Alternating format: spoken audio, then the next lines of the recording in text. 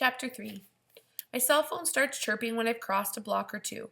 I yank it out of my pocket, see Rosalind's number, and throw the phone into an alley where it bounces off a dumpster. I run faster. The skin on my back itches like a centipede is crawling up and down. I feel like someone's behind me, following me, looking at me. I feel his eyes on my neck, but I never see anyone when I look back. At first, I'm aiming for home, but then I realize that he can find me, and I swerve into the first road I find leading in a totally different direction. He saw my name tag. He spoke my name. He can ask around, find out where I live, come to my door. I go to the wall. I go to the mall, force myself to wander around for a while.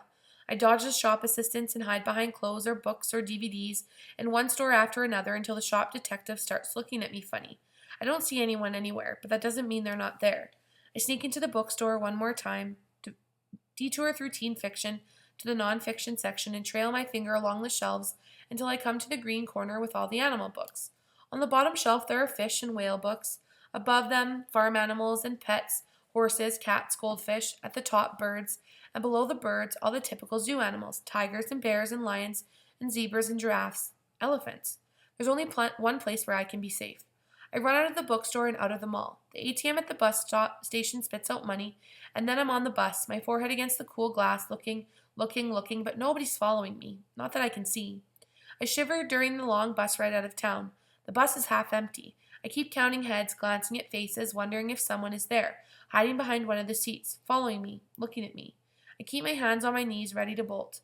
Nobody seems to be staring at me. They look out the window or rest their heads back, napping or listening to music. But I can't be sure they're not looking at me. Finally, I'm there. I wait until everyone else has stood and moved to the front of the bus, and then I leave, holding on the seats on both sides as I wait for the old man to hobble toward the exit. There could be someone behind me, someone lurking between the seats, and now I'm an easy target, one at the end of the line. I look back, forward, take a step, look back. At my destination, a line. Tourists and children, lots of children with their parents. I hate lines. I try to pick the shortest one, behind a man pushing a 3-year-old girl in a stroller. Behind me, a couple with 2 boys arguing about what to see first. The woman with the little girl steps back, pushing me into the boy standing half an inch behind me. I grit my teeth at her apology, don't turn around, when the little boy complains. Oxygen sticks in my throat. Almost there. I'm almost there. I push my money over the counter and a smiling girl hands me an orange and green ticket and a map. I push through the turnstile, run through twisted paths, past laughing children and camera-clad tourists until I'm there. The elephant habitat is almost like my dream. It's barricaded with thick short cement walls and above that wire netting. I lean against the concrete wall and push my body against it, and I stretch my hands out over it and stare at the elephant, small in the distance, but close enough. I breathe, feeling safer now, feeling merely lost instead of hunted. I stand in the same spot for an hour, hook my fingers into a wire diamond and push close so that I can watch the elephants without seeing the wire too. They're not close, they can't come close, not close enough to trample anyone. There's a no man's land between the barrier and the elephants, a low stubby wall. I guess elephants don't jump. There are 5 elephants, 1 male and 3 females and 1 baby. I stare at the baby playing with water and sand, hopping from one adult to another, getting loving attention everywhere. I envy her. They're all looking after her. She's safe. My shoulders sink slowly, my jaw unclenches. She's safe here, and so am I. I wander around the zoo all day, getting to know the different paths, the different zones, but always returning to the elephant area. I don't know what to do, where to go. Every time I get close to an exit, his voice whispers inside my head, I know you. The smell of pipe tobacco drifts from the shark tank. I remember you.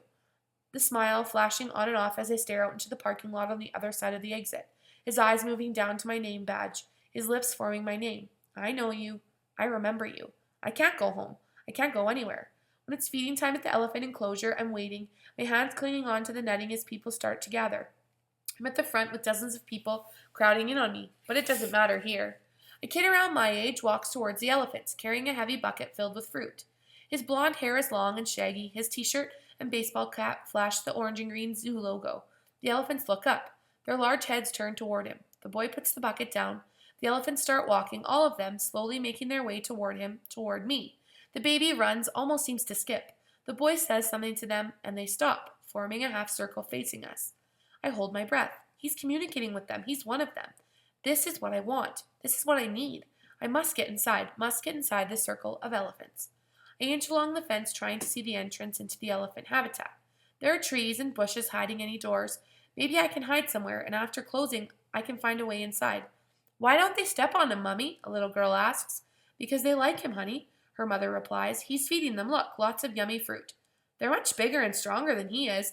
They could just step on him and take the bucket. Then he wouldn't be there tomorrow with a new bucket. Is that why they don't trample him? The mom sighs.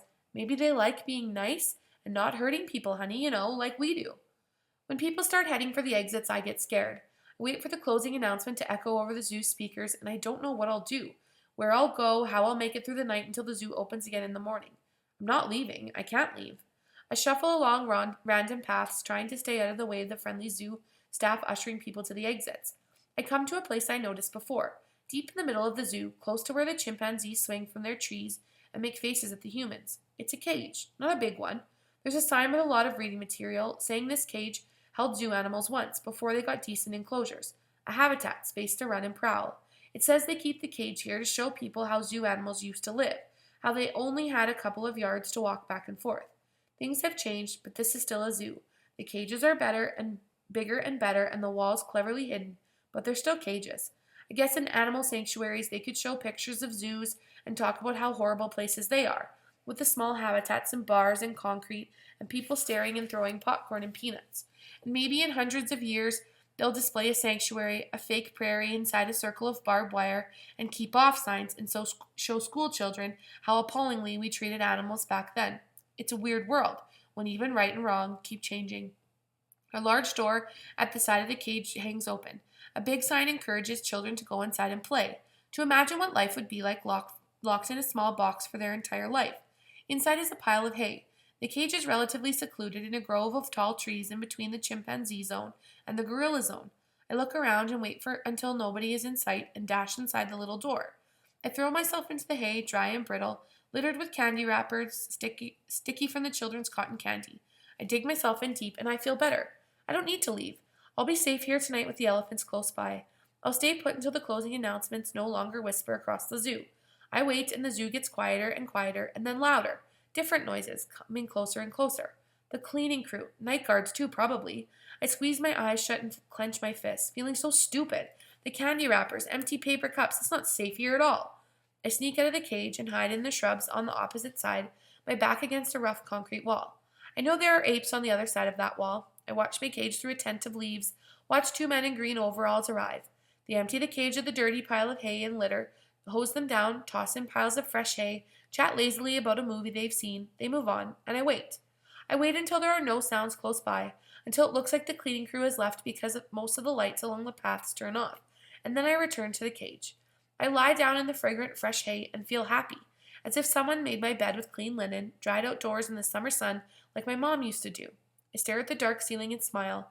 There are probably bugs scuttling all over me, spider webs, spinning webs along the ceiling, but I don't care. In the distance, owls hoot, and in reply there's a howl. The wolves? There are all kinds of strange sounds all around me, but they're not frightening. I prowl on my hands and feet through the sea of hay like a lazy tiger to the door to pull it shut. It squeaks, and as soon as I let it go, it swings open again. If I could find a rope or a piece of string, I could tie the door shut and be safe inside. But I suppose someone could easily cut the rope from outside. I examine the door with my hands, almost blind in the darkness, and find a keyhole, but no key. It doesn't matter. This has to be good enough. I think about my bed at home, unmade, my mess of a room, the open closets, the books in a messy pile on the shelves, Brian in his room or in the garage, his music bombing through the walls, his screams when I play my own music on top, Aunt Phoebe in her room, in front of her television, the volume turned up as Brian and I start fighting. I wonder what they're doing now. I wonder if they've called the police yet, or if Aunt Phoebe has called Mrs. Foster. I wonder if Brian cares at all that I'm gone. I turn on my back, hay crackles around my feet as I twist my body around. I wonder if the elephants sleep standing up, or if they lie down, together in a pile of hay like I do.